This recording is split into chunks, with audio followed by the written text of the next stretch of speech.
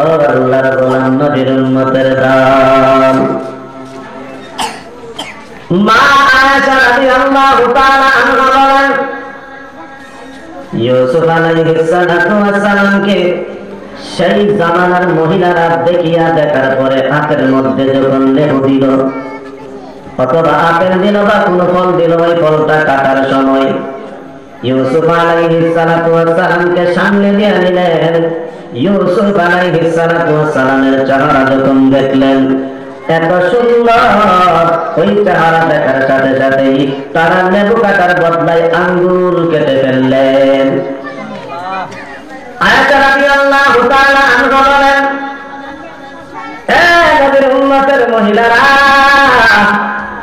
ইউসুফ আলাইহিস সালাতু ওয়াস সালাম কি যেই মহিলারা দেখে আঙ্গুল কেটেছিল, ওই মহিলারা যদি বর্তমান জামানায় আমার নবীকে দেখত, তারা তো সেই সময় আঙ্গুল কাটছে, কিন্তু আমার নবী এত সুন্দর যদি নবীর চেহারা মোবারক তারা একবার দেখত, তারা আঙ্গুলের বদলায় কলিজা কেটে ফেলতো, কিছুই বলতে পারতো না। জেনে বলি সুবহানাল্লাহ।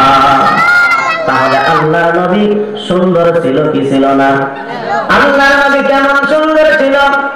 মা রাদিয়াল্লাহু তাআলা বলেন, দুনিয়ার মানুষের একটা সূর্য আছে, ওই সূর্যটা সকাল বেলা উদিত হয়, ঠিক এমন ভাবে আমারও একটা সূর্য আছে, এই সূর্যটা প্রতিদিন প্রতি রাতে এশারের পর আমার ঘরের মধ্যে উদিত হয়ে। জোরে বলি সুবহানাল্লাহ।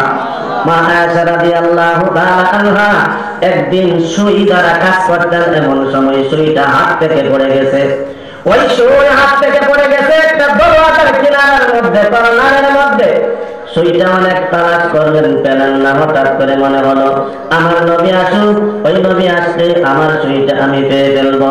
আল্লাহর নবী যখন এশারের নামাজ আদায় করিয়া ঘরের মধ্যে আসলেন, এমন সময় আয়েশা রাদিয়াল্লাহু তাআলা আনহা তাকায় দেখে আল্লাহর নবীর চেহারা মুবারকের আলো, আল্লাহর নবীর চেহারা মুবারকের নূরের মাধ্যমে সমস্তটা ঘর আলোকিত হইয়া গেছে।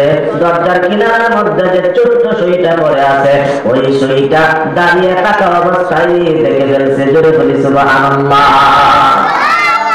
হাসান হুসাইন একদিন এক দরজা থেকে অন্য ঘরের দরজার মধ্যে যাবেন, এমন সময় তাকায়া দেখে অন্ধকার। কেমন ভাবে যাবেন? নানাজানকে ডাক দিয়া বলতেছেন, গো নানাজান, রাত্রটা বড় অন্ধকার, এক ঘর থেকে অন্য ঘরের মধ্যে আমাদের যাওয়ার প্রয়োজন, আমরা কেমন ভাবে যাবো? লাইট নাই হাতের মধ্যে, কোন ল্যাম্পটন নাই, কোন লাইট নাই, টর্চ লাইট নাই, কেমনে আমরা যাব? নানাজান ডাক দিয়া বলেন, হাসান হুসাইন, চিন্তার কোনো কারণ নাই, আমি আসতেছি, তোমাদেরকে ঘর পার করে দেব।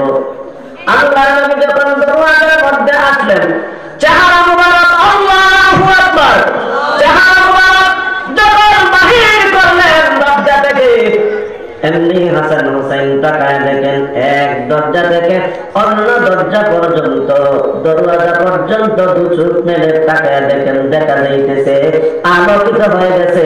ওই আলো দেখিয়া দেখিয়া হাসান হুসাইন দৌড়াইয়া পার হয়ে গেছে। জোরে বলি সুবহানাল্লাহ।